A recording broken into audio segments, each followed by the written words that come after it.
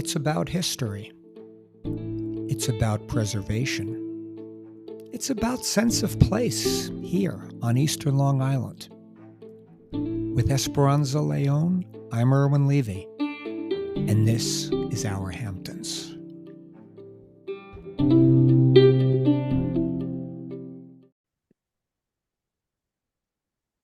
Esperanza. Hello, Irwin. Quack, quack. Very good. Yes, quack, quack. We'll get to why Esperanza did that. And Esperanza, big props to you. Esperanza sent me an email a few weeks back about duck farming. And as we started to talk about it, she and I, Esperanza, I haven't even told you this, so I'm going to blindside you with this, but you struck me with something you told me when you said when you were younger and you went out to dinner with your parents, every time you went to a restaurant out here, they discussed Long Island duck. Well, duck was on the menu. Exactly. Every time. Completely. Back true. in the 70s, duck was still on the menu. And Long Island duckling. Yet another perfect Esperanza Leon segue, because that's going to lead us into this podcast, which is not only about duck farming, but the iconic big duck currently in Flanders, Long Island. And we have a very special guest, no better person to discuss this with. So to our Hamptons audience, welcome with me, Dr. Susan Van Scoy, professor at St. Joseph's University and the author of The Big Duck and Eastern Long Island's duck farming industry. Susan, welcome. Oh, thank you for having me. So, Susan, I have to ask you, and in all fairness to our podcast audience, we end up, I always have a little conversation with a guest in advance. Susan Van Scoy. Now, Esperanza, we know there's a Van Scoy's path in East Hampton. There's a couple Phoebe of Van streets. Scoy. Yeah. Our ex-supervisor, Peter Van Scoyak, I always wondered if there was some derivation from that name, but Van Scoy is a common name out here, Susan, and I guess it's the Dutch origins you brought up originally. Yes, I'm from Kings Park. I grew up on Long Island my whole life. I'm not sure if I am related to the East Hampton Van Scoys, though I wish I owned their land. But unfortunately, I do not have any real estate claims to the Van Scoy property out in East Hampton. Gotcha. Okay, that's fair enough. And as mentioned, Susan is a professor at St. Joseph's University on Long Island, but I really want to dive right into it. And I'm just going to... And Irwin, yes. Before you dive into it, though, yes, Susan does not teach agriculture. See, this is why Esperanza is the voice of reason on Our Hamptons podcast. She always settles me down. Susan, I'm from Queens. I tend to I want to get started yesterday, but is a runaway locomotive. Exactly. She's a very settling influence on me. So Esperanza, thank you. But we will bring up your background, because to Esperanza's point, yes, you're not at the ag school. You are, but your background is really in art history, right, Susan? That's right. I was receiving my doctorate at Stony Brook University, and I was taking a postmodern architecture course, and we go over the Big Duck because it was canonized in this book, Learning from Las Vegas, by Venturi and Denise Scott Brown. And that's that's the context in which I learned about the Big Duck. That's amazing. The Big Duck as an icon of postmodern architecture. Exactly. And so I realized that no one has ever written a book on the Big Duck. And I went to Arcadia, a publisher, and I said, I want to, write a book on the Big Duck. And they said, you can, but you have to write about it in the context of the history of duck farming on Long Island. So it's funny, when I went to actually interview the first duck farmer, Doug Corwin at Crescent Duck Farms, he said, make sure you bring your boots. This ain't the Four Seasons. And I did. I wore hunter boots up to my knees, and I needed the boots. For sure, for sure. Yeah, and we're really going to get into that because this storyline ties into so many themes, Esperanza, of our Hamptons podcast. Yes. The rise and then ultimate decline of an industry and everything else. And it's we're going to get into this as the storyline goes away. And Susan, I love the way this like Arcadia, we're going to touch on the Big Duck because it is an important part of the story and an iconic part of, really, I could almost use that word, of Long Island architecture. But I'm going to start by just bringing out, and this I got from a magazine called Modern Farmer, Esperanza, in the year 2000, and this is an article from 2014. So I'm just going to read this brief paragraph before we really get into this with Susan. How does an industry know when it's truly arrived? Why, when a farmer builds a 20-foot tall reinforced concrete duck, complete with modern Ford tail lights for eyes. The Big Duck, as it's unoriginally named, I like that. I don't know if unoriginally is a word, but it's very good context here, was constructed by duck farmer Martin Moorer in 1931 as a retail venue for his ducks and eggs, became a must-see U.S. landmark, and is actually now in the National Register of Historic Places. And yes, it was the subject of a New Yorker magazine cover. Saul Steinberg, I mean, really. So, Susan, the Big Duck is really a great part of this story. I mean, symbolically, metaphorically, everything, right? And it just captures like the time period of the farmer, like lifting himself up by his bootstraps, and roadside architecture. Martin Maurer actually got the idea for the Big Duck because he went on his honeymoon in Los Angeles, and he saw a coffee shop in the shape of a coffee pot. Right. Uh-huh. And he got the idea. He thought it'd be good for business to construct a building in the shape of what he was selling. And what time period was this again? 1931, in the throes of the Depression. Wow. Yeah. So the Big Duck has been around since 1931, and we're going to sort of go back and forth, paralleling the Big Duck with, the industry itself. But Susan, the Big Duck, Esperanza, it is funny saying those three words. I have to admit, I am getting some sort of a vicarious thrill by using the term the Big Duck. But and Maurer actually patented it too, because he was afraid. Very entrepreneurial. Very much so, and especially considering it was termed in Modern Farmer magazine as an incredibly unoriginal name. But hey, who are we to say? It's subjective, right? But the Big Duck, in a sense, has also had many lives. It's been located, relocated. And when I was reading some of this information, correct me if I'm wrong, at one time, Suffolk County wanted to really destroy it, level it, or whatever. And then a preservation movement came about to sort of save it. Well, the Suffolk County wanted to destroy the duck farms, but right. They wanted to make it a duckless county. But they actually did the Big Duck. They actually later on they provided the land in Southampton, Saul Bellow County Park. It was really, but it wasn't their property. It was sold with the land to a developer. I see. Yes, so that's when it was in danger. Gotcha. Okay, so and again, the Big Duck will continue to rear its beautiful head throughout the course of this episode. Yeah, right. Yeah, because it really parallels. I mean, the endangered duck.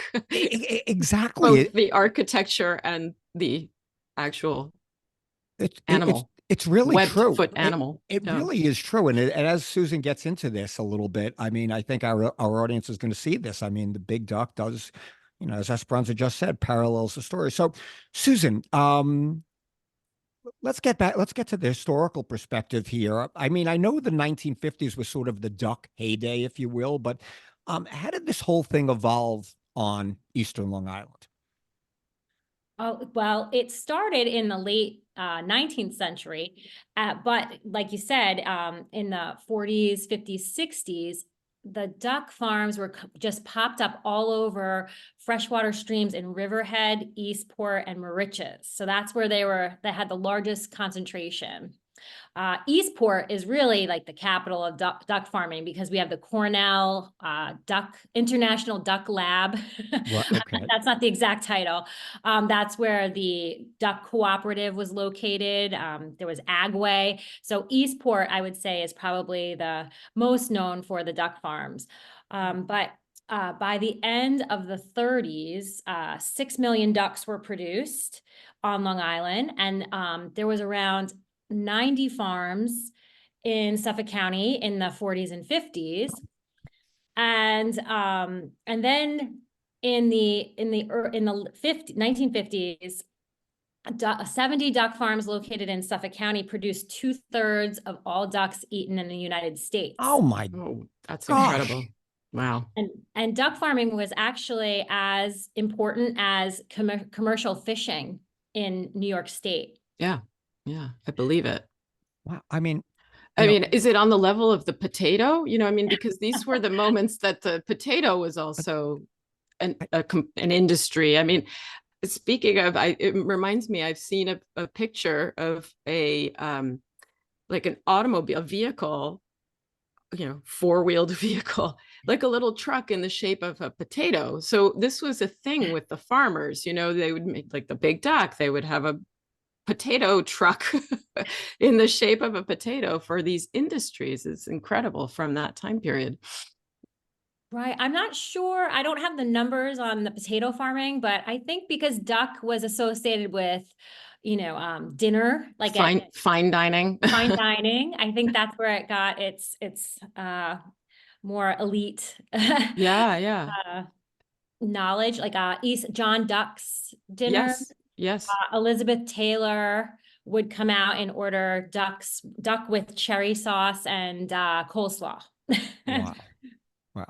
And we should mention that Esperanza, that this was Peking duck.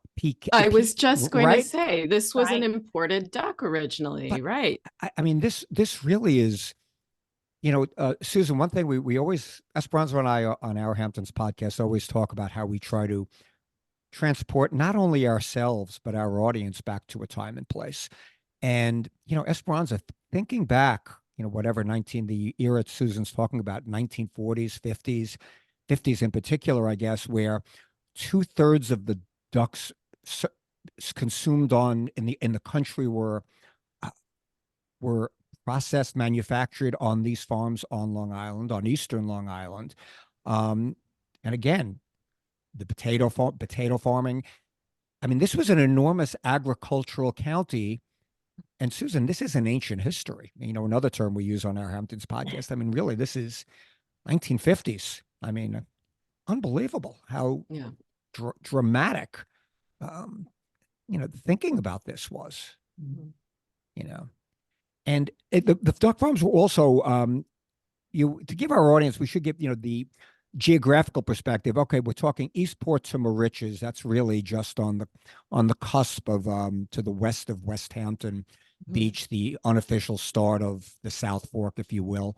But it was also on the North Fork as well, Susan, right? I mean, Riverhead had a lot of these duck farms and whatnot.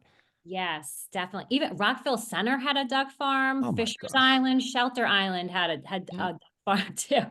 But yes, Riverhead also. I mean, so in the 1950s, I mean, this was really, and let's see if we could paint a picture for our audience. This was a major industry on Long Island. Long Island, Esperanza brings up this point all the time, was, again, in the not too distant past, Suffolk County, Eastern Suffolk County, a rural county. Yes. And forget Rockville Center for a minute, but I mean, that was, you've built up at this time, but it supported this duck farming. Just barely at some point, right? And I think 1,500 people were employed in the industry. Well, yeah, and from what I know, a lot of migrant labor was a part of this industry as well, just as much as, well, maybe not as much as the potato farming, but definitely labor was being imported at the time for a lot of the farming activity on Long Island, which is another fascinating component of this history with a book like Mark Torres's Long Island Migrant Labor Camps. Yes, yes. I'm sorry, you caught me in a moment of silence because I'm trying to think about 1950s Eastern Long Island with, duck farm after duck farm.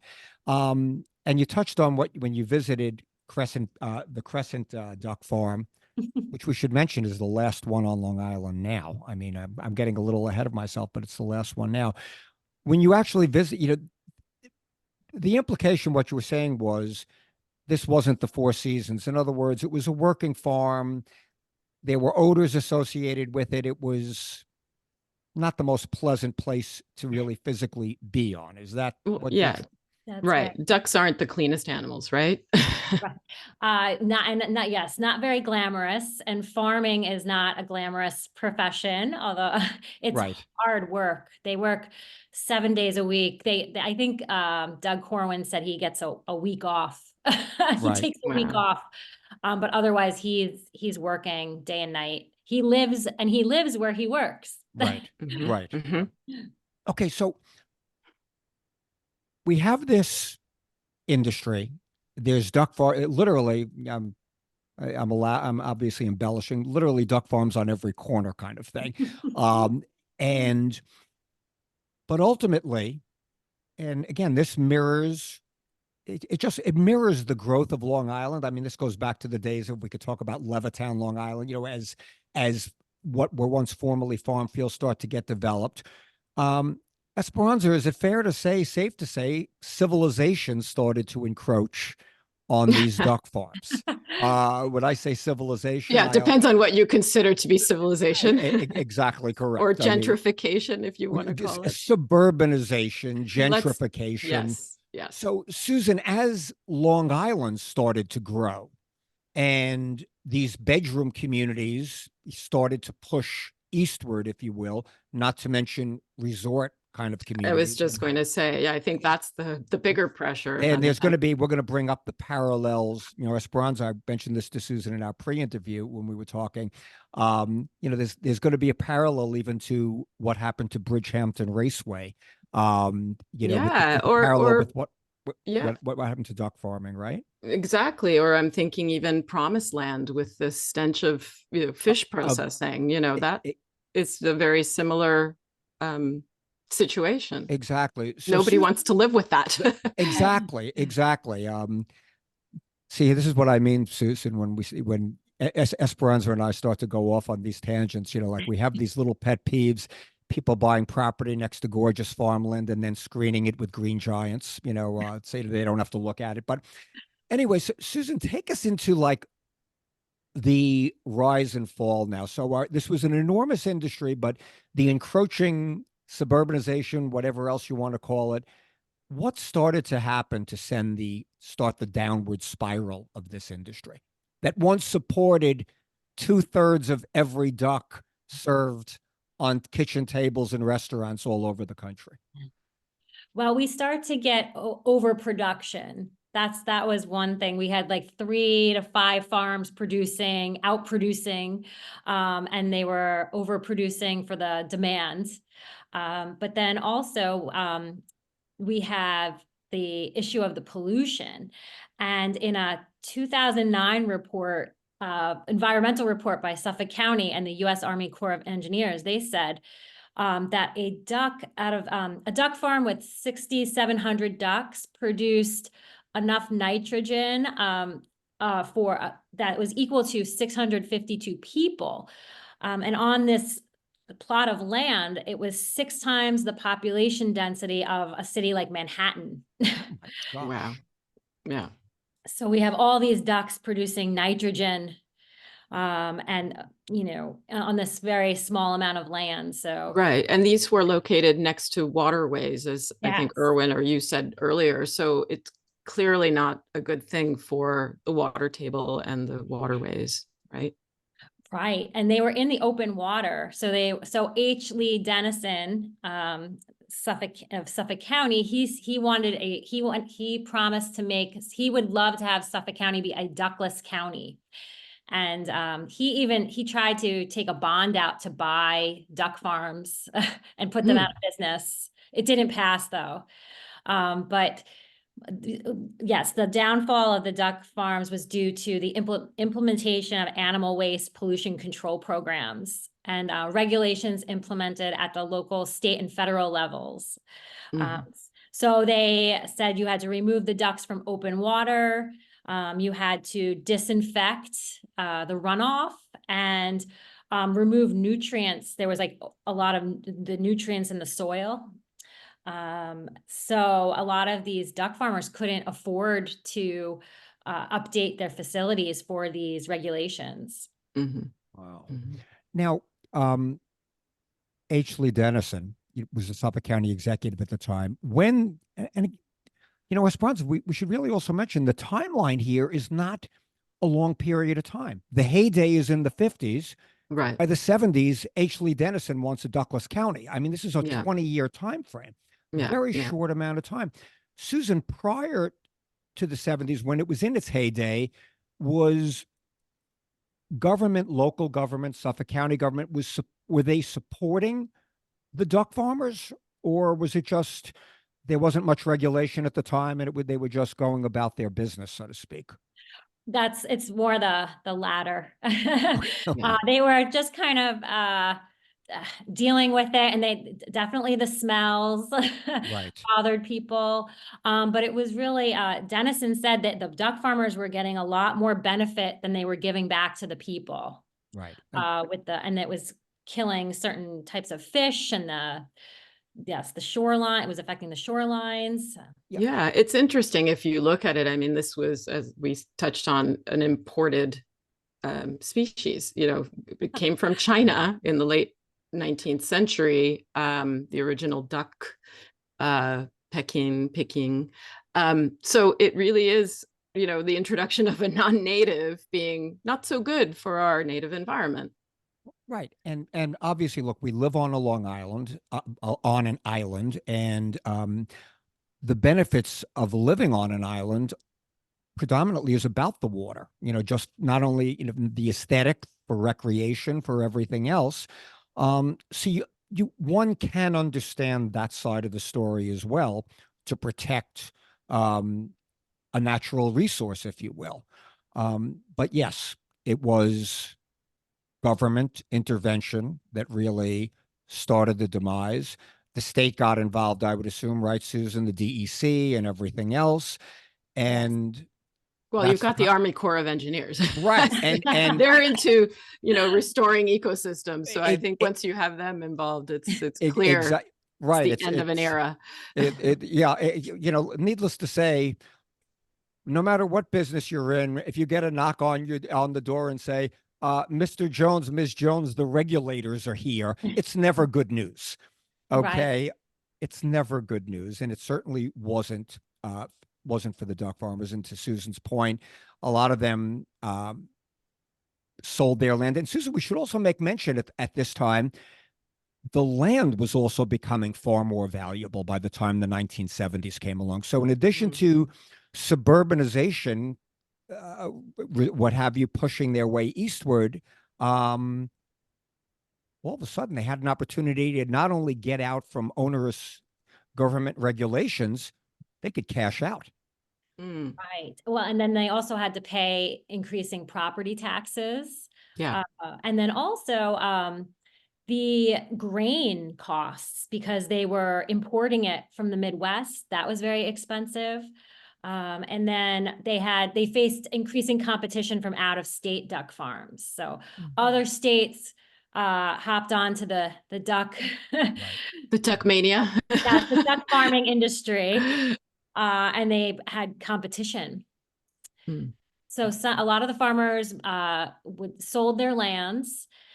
their land and moved to Pennsylvania and the Midwest. But they still marketed that their ducks were ancestors of Long Island ducks. Oh, Very so funny. interesting. So they continued their duck farming just in other states, Other in other states. locations. Yes. Interesting. Yeah. I wondered about that because Yeah. instead of, diversifying your farming, or your farm, or, go veering off into a different agricultural industry, that's they were duck farmers through and through. Yeah. And I guess Esperanza, and I'll direct this to Susan also. It became, unlike if you had a farm in an area where the land wasn't as valuable, that became a little bit of a different, no pun intended, animal.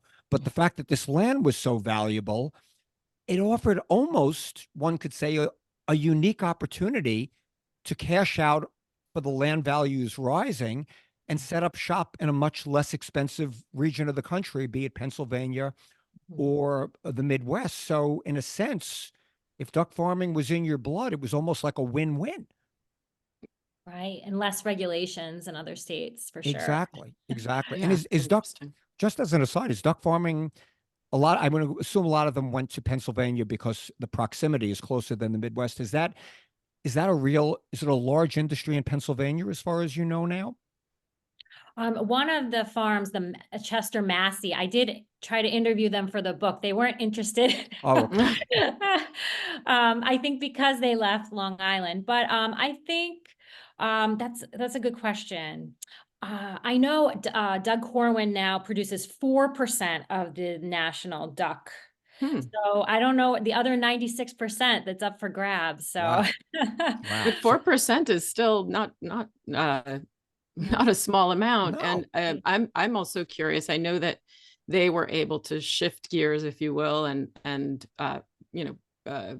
comply with the regulations, I suppose. But it is interesting to me that they do continue, the Corwins, to farm the ducks, and to this day. Yeah. And is there more you can tell us about them? Oh, sure. I interviewed him from the book, and Doug Corwin and his family were very gracious and lent me all of their archival materials, and it was fascinating. Doug went to Cornell and studied, I believe, in the agricultural school, and his son went to Cornell and studied business.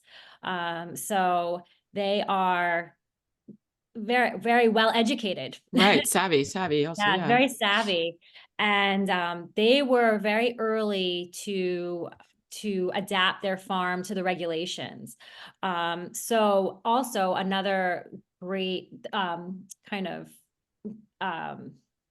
another great business move was that Doug's father, Lloyd, purchased a local feed manufacturer in 1984. So they didn't have to depend on importing grain. So that saved them a lot of money. And then also in the 70s, they started to invest in a waste treatment facility. And now it costs over $1 million a year to run. So it's very expensive. But it does the trick. So they have complied to the federal regulations. Well, if that's the expense, I can imagine there must be a profit in this. They're not just doing it for the love of duck farming. I would Esperanza, imagine they own 4%. exactly. They own 4% of of the the duck market. industry. Yeah. Granted, it's not the 66% that Long Island once did, but one company, and again, it's a testament to them and to both your point and Susan's. These were very savvy, educated people. He went to the ag school at Cornell, probably the best ag school in the country, and they did what needed to be done at significant investment as well. I mean, they invested in technologies, wastewater treatment. They deserve, in a sense, to be the last farm standing because they bit the bullet and did what needed to be done. 4% of the market. Yeah. That's not And small. I mean, it's incredible to know that a farm that was founded in 1908, in the early 1900s, I mean, that it endures. That's and wow, and testament buying to the feed farm. I mean, they set themselves up to really continue. I mean, this is just it really is a fascinating story. And it's funny, Susan, I really didn't know. I almost didn't put it together until we just started talking about it. It's the point I made a couple of minutes ago. how Esperanza, this was a short, really, the 50s to the heyday to the 70s to the demise. I mean, this was essentially a 20-year period of the rise and fall. Right. Very, very fast. But Yeah, as an industry, because an prior industry, to that, probably it was more, but it's smaller, not as. Esperanza and Susan, Our Hamptons podcast loves the metaphor. And again, metaphorically, 50s to the 70s, arguably an enormous time of change Yeah, what a on Long transition. Island, just from really a farming, rural kind of community into suburbanization and this is, I think, where we should start wrapping up how not only the suburbanization, but as you went further east, it became a resort community. And, Esperanza, you touched on it with Promised Land, how the homeowners were starting to live around this farm and saying, what's all this? And Bridgehampton Raceway, I keep going back to that. That was an unspoiled. There was, it was undeveloped to a large extent, but all of a sudden, all of that acreage around the racetrack started to get developed. And hey, we don't like the noise. We don't like the riffraff of the racetrack, which also had, a very rich history. So Susan, I mean, that's to start closing this out. That metaphor, it's legit, would you say? Definitely. I see a trend. I mean, wow. Just Yeah, what's next? yeah, that's what I'm worried about. What are we losing next? What are we losing next? And like on the North Fork, all right, I this is another thing I really something Esperanza said earlier, how these farms weren't really repurposed. None of these duck farms, as far as you know, Susan, because most of these didn't turn into wineries or anything the way some of the other farms, I think that was mostly potato farms, Esperanza, that might have changed their business model to a winery. The wine industry, like on the North Fork, they weren't duck farms as far as you can remember, correct? Actually, the one Duck Walk is on a former duck farm. Oh, in Bridgehampton, in Watermill, rather. Yeah. Wow. Okay. Yeah. So there makes sense, the name. Right. So one of them was really repurposed, but otherwise, well. But you're right, most of these farms are like polluted sites. And so now what Suffolk County is doing is they're purchasing the land, they're rehabilitating it, and believe it or not, they're making them into dog parks and regular parks. Wow. So we have Robinson Duck Farm. There's now a dog park there, and Gallo Duck Farm. They're turning them into dog parks. Wow. and trails. Okay. So let's see. Robinson Duck Farm in South Haven is now a county park and a dog run area. And the Mud Creek Restoration is the former site of Gallo Duck Farm in East Patchogue. Yes. But it's costs a lot of money to rehab the land and the water. Yeah, it has to be remediated, I imagine. And wow. Yeah. Wow. Yes. Crazy story, but wow. Interesting alliteration though, from ducks to dogs. Yeah. Yeah.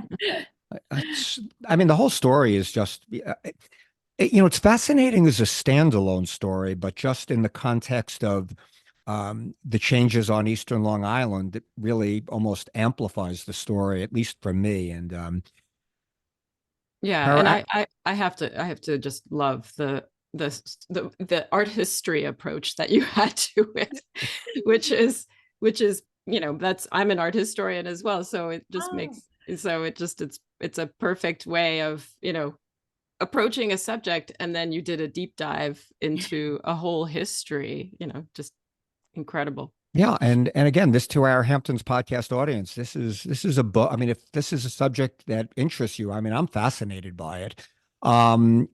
There is a book published by Arcadia Publishing, The Big Duck and Eastern Long Island's Duck Farming Industry, available on Amazon and any bookstore you want. So find this. It's written by our special guest today, Dr. Susan Van Scoy, professor, department chair, as a matter of fact. Look at this. I'm giving you some feather in your cap here, Susan. At No, St. Jo- another pun intended. Yeah, exactly. Intended pun. At St. Joseph's University on Long Island. So, I mean, I'm going to get this book. I'm fascinated. Susan, I'm going to find you and get my copy autographed, though. I'll tell you now. And visit the Big Duck. The Big Duck is as popular as ever. 1,500 Facebook followers, 1,400 Instagram followers. Yeah. So can you believe that in all my years of living on the East no, End, Esperanza. Come on. Well, it just celebrated they had a big 90th birthday celebration a few years ago. So I think it's 93. And every Wednesday after Christmas, they do the Christmas duck lighting ceremony. yes, and the little wreath around its neck. It's so cute. No, I have to say though, I mean, let's be honest. There was a time when it wasn't open. I mean, it had been in another place. It was moved. It Right. was, so it's sort of been this iconic feature, but it wasn't always accessible. So don't blame me. Okay. No, we're not gonna blame you, but I'm gonna make a note of this for future reference and ask Field trip. Esperanza if she's brought her children to the Big Duck. So we'll definitely see that. But And then it's been closed sometimes. So okay, exactly. cut me some slack. This was really fascinating, and so again, Dr. Susan Van Scoy. Thank you. Thanks so much. I want to know, I mean, what's next? I mean, what's your next iconic departure from art history to local history? Oh, I was working on Fire Island and photographs of the Fire Island, the invasion on July 4th, the drag queen invasion. So that's another. Okay. But I'm interested in photo history and local and Long Island's history. Yeah. Well, that's terrific. Really. Thank you. Thank you so much for this. Fantastic stuff. Great story. And really, I'm fascinated by it. I'm going to do a deeper dive, Esperanza. Yeah, it deserves it. Susan, thank you so much. Oh, thanks for having me. And Esperanza, always a pleasure. Likewise, Irwin.